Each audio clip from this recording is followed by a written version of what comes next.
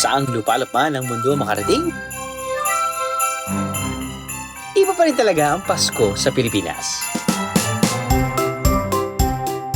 Dito kung saan pinakamahabang Christmas celebration. Mga biyero, welcome to Cavite's Christmas Village. Ho, ho, ho! Dito sa lahi ng mga matatapang, bonggang-bongga at all-out ang Christmas celebration.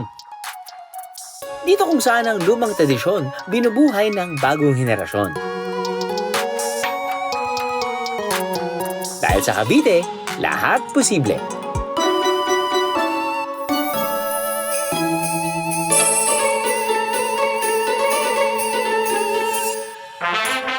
Ilabas na ang banda, and let's spread some joy to the world.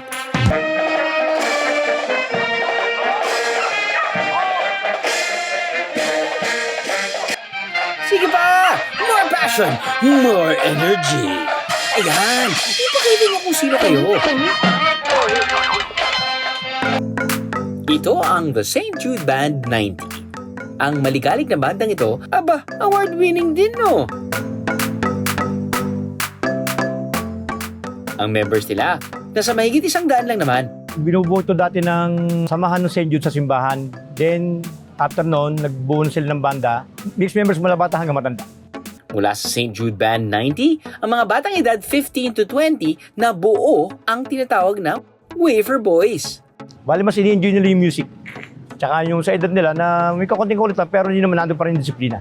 Tapos mga bata naman to, most naman sa kanila mga honor students. Time to test your wits. Maglalaro tayo kasama ang St. Jude Band 90 at ilang Caviteños. Ito ang Bia Hula Christmas Carol Edition. Ilang Christmas songs ang kaya niyong hulaan, Bieros? Sino kaya ang may tutuloy na henyo ng Christmas carols? Abangan yan mamaya. Sa ngayon, pumunta muna tayo sa Kawit para alamin ang isang tradisyon na daang taon na raw nilang ginagawa.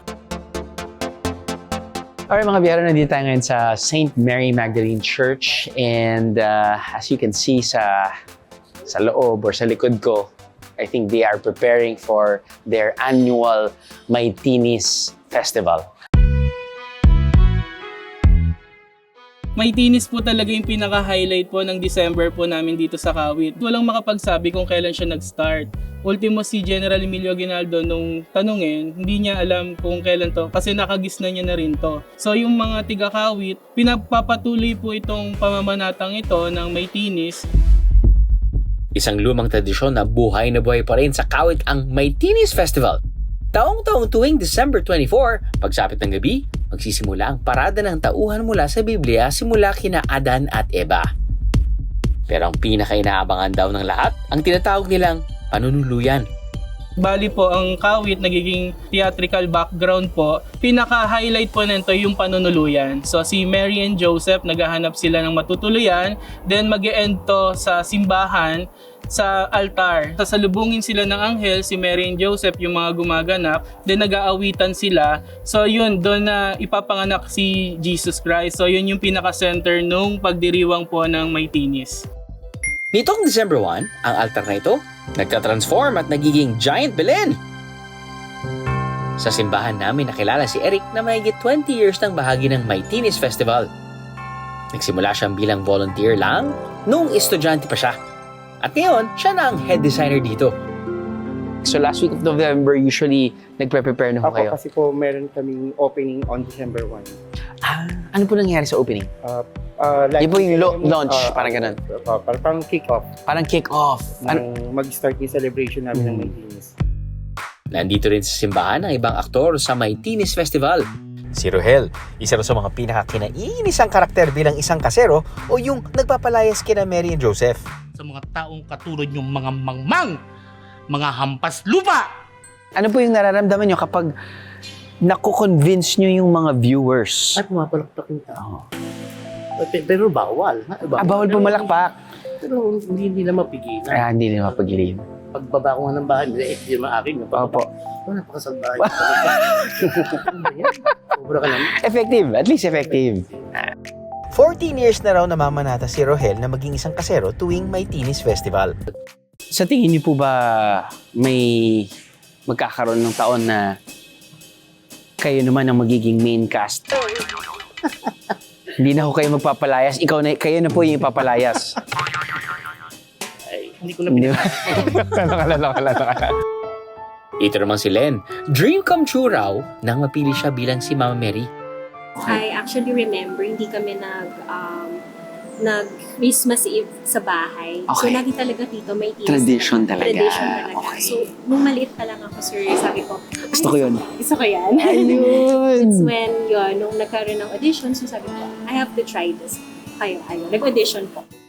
Taon-taon, naiiba ang mga pinipiling hermano at ermana o ama at ina. Ang amatina may designation ng mga duties and responsibilities. So kung ang duties mo ganito, ikaw bahala dyan. Ako bahala sa responsibility. Okay. Ang nagagastos ng mga ama at ina para sa May Teenies Festival, umaabot lang naman ng milyon-milyon sa donasyon. Ano po, what's in it for you? Is there a sense of pride besides devotion? Ano po Aside yung... from devotion may be part of calling. Gusto mo rin ibalik yung kung ano Yung mang biyaya. blessing sa iyo.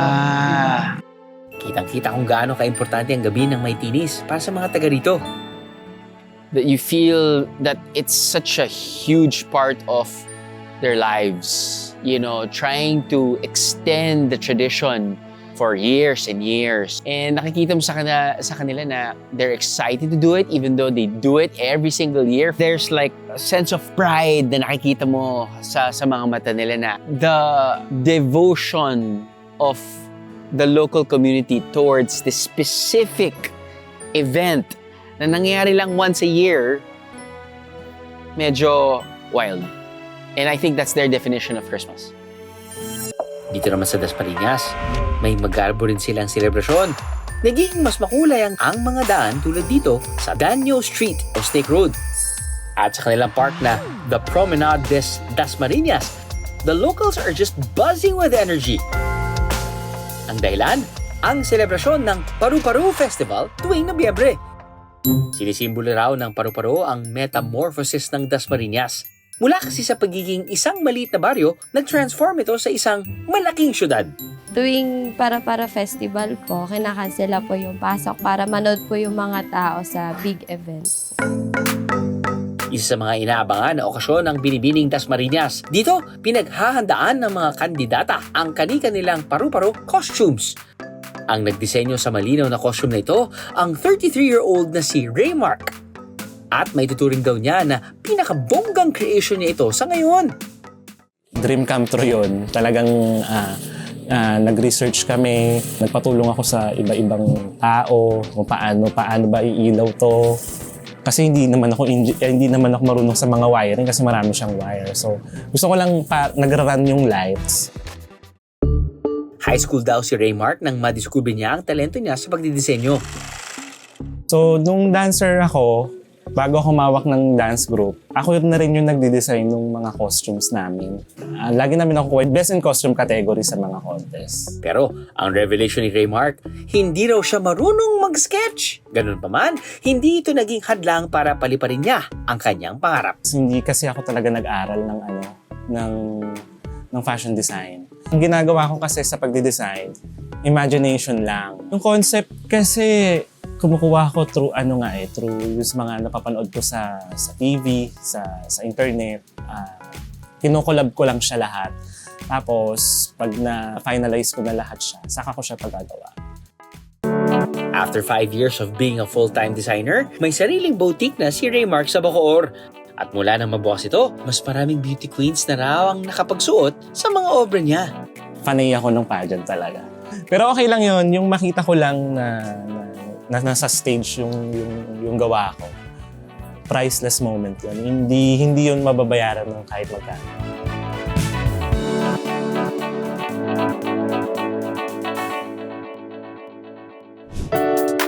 Sa Imus naman, may puto bongbong daw na nakakapag-grant ng wishes. Bonggang puto bongbong! Ang puto bongbong po namin ang nagpatapos sa aming magkakapatid.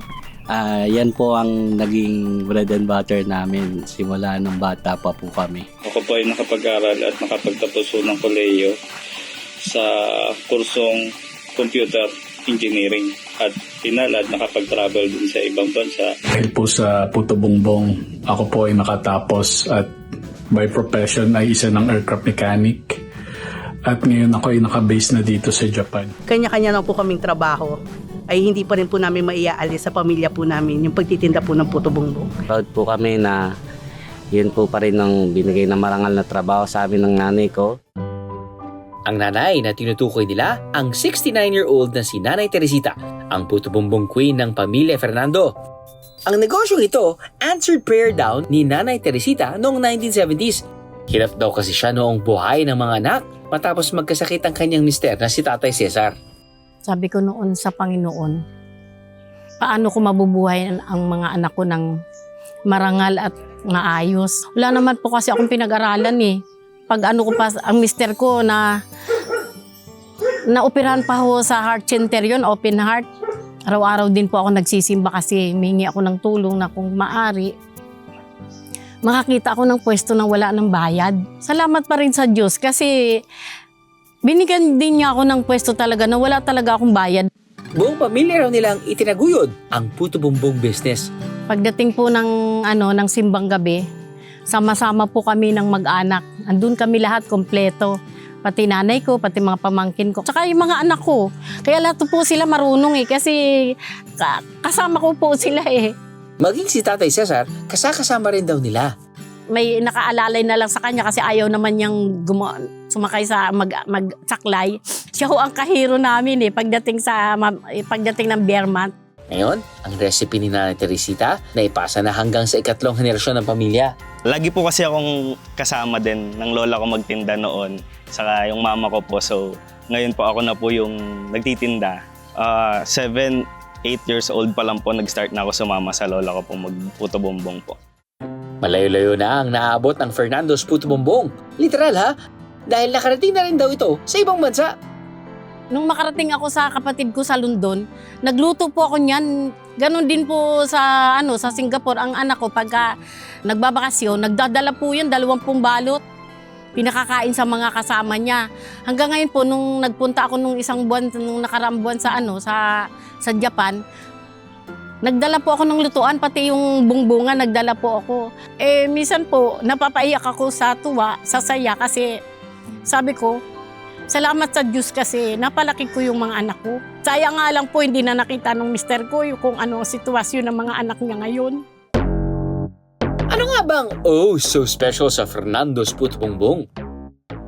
Karaniwan ng mga nabibili ko, yung white sugar ang ginagamit.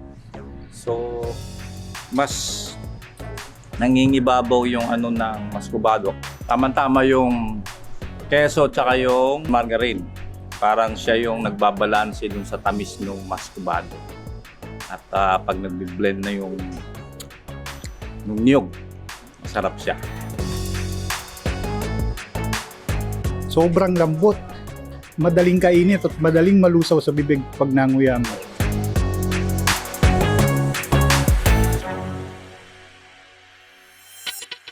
Ituloy-tuloy na natin ang Chibugan Biyeros dahil it's handaan season. Putok-batok food is waving. Tulad na lang nitong chicharong bulaklak. Pero dito sa Cavite, gumagawa na raw ng healthier version nito. Parang gusto ko lumapit sa mga tao at ipag-guess ko sa kanila kung anong klaseng gulay ang ginamit dito. Parang di ko rin natikman eh. Lettuce. Magaling din. Or cabbage. Para siyang lettuce. Spinach po po. Spinach. Parang mushroom. Mushroom. And the correct answer is lettuce o lechugas. Presenting lecharong bulaklak. Subukan muna natin nang hindi natin sinasaw-saw sa suka. Crunchy. I guess hindi talaga siya chicharong bulaklak. Isa siyang gulay na nilagyan ng batter at deep fry in coconut oil. And of course, ito yung feeling ko, if I were to compare it to something na natikman ko na parang ito yung mga kinakain natin sa Japanese restaurant. Parang yung tempura na vegetable. Parang ganun. Nag-start kasi kami as a farming business talaga. And ang isa kasi sa mga hilig namin talaga is mamulutan eh. So, ang problema naman doon, yung health natin nako-compromise, no? So, napansin namin, yung one distinct feature ng lettuce is yung twirly edges niya, yung curly. So, nag-devise kami ng product na magiging alternative sa chicharong bulaklak kasi isa yun sa mga favorite namin na pulutan.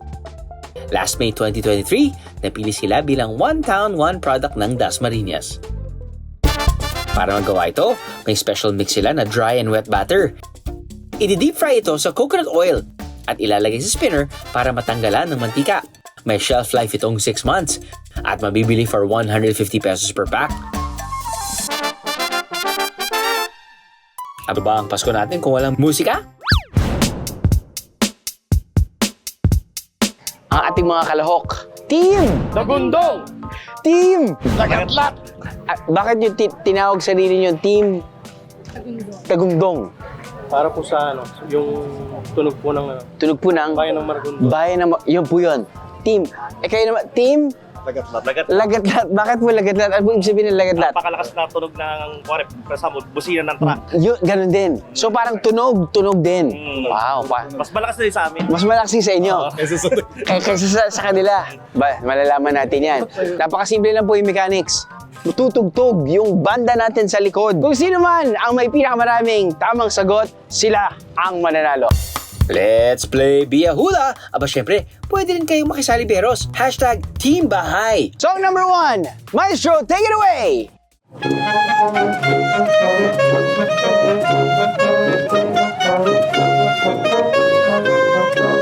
Yun na yun. Hark the Angels Sing! Deck the Halls! Deck the Halls is correct. That's 1 point for Team Dagundong. Let's proceed to song number 2, Bieros.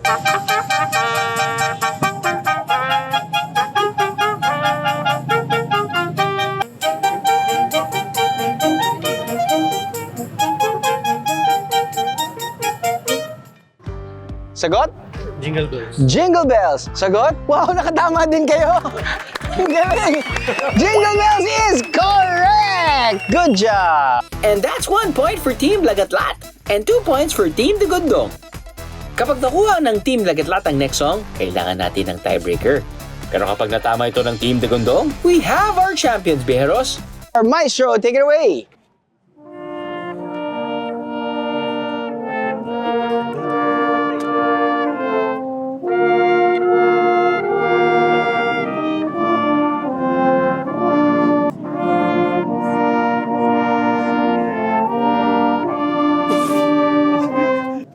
Hark the Herald Angels Sing is correct. Hark the Angels Sing. May S, yung Angels. Walang S. Angels sing. Angels Sing. Dorang Forbes. What is the correct answer? Alam ko na kung sino mananalo. Simula pa lang, alam ko na kung sino nag-ginudge ko na yung mga itsura nyo. Alam ko na kung sino mananalo. Hark the Herald Angels Sing is correct. Kayo, Bejeros, nakailang points sa kayo? Samantala, ang Team Dagundong makakatanggap ng 1,000 pesos, Bejeros. Congratulations po. Kopya na naman sila eh. Congratulations. Better luck next time. Dito sa Cavite, matik daw na may menudo tuwing Pasko, piyesta o kahit ano pang special occasion. Pero ang sikreto nila, wala raw itong tomato paste o tomato sauce. Dito po sa Cavite, imbis na tomato sauce or tomato paste, isang kamatis po ang ating gagamitin at atsuete po para pang pakulay. Bukod dito, pareho na ang ibang sahog at sangkap na gamit nila. Pero pwede rin daw ito lagyan ng pasas at cheese for extra flavor.